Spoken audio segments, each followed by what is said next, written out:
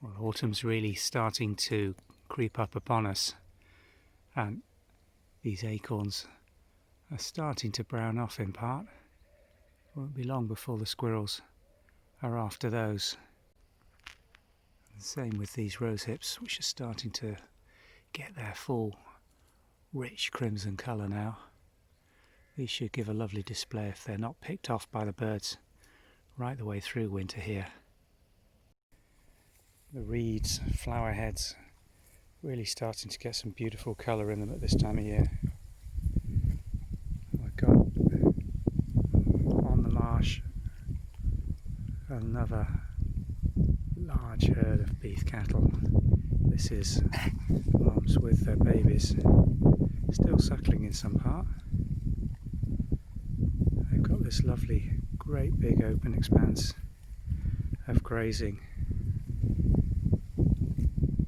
Probably extends to around 100 acres, I should guess, between here and the riverbanks. You can maybe just make out a white boat just going along the river towards the old windmill.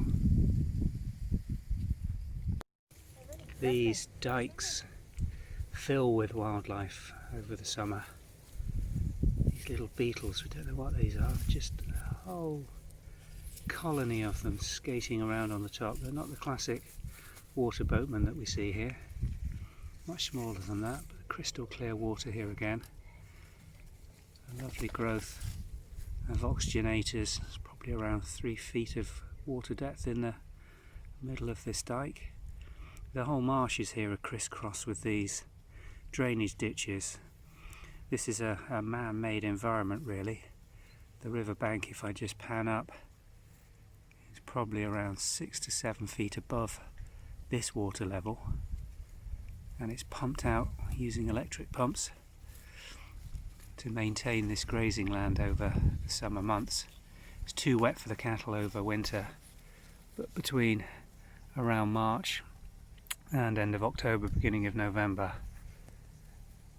this grazing is used by the cattle, and it's owned by Natural England, maintained as a site of special scientific interest and as a nature reserve.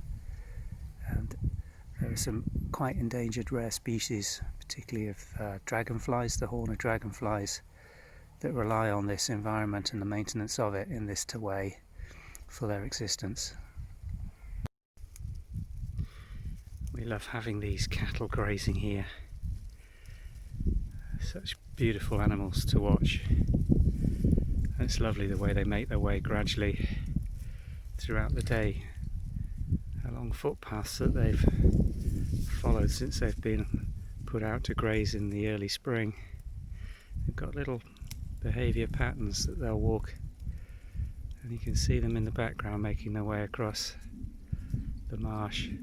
There's certain areas where they congregate, and particularly in high summer when it's really hot, there's certain areas where they all congregate together and form a little clump for some protection and a bit of shade. But there are some trees in the distance and areas where they can get out of the direct sun. But beautiful animals to watch. Yeah, my Weimaraner just spotted them, thinking, why is that looking at me? Because it can, Lara. You leave them well alone. Good girl.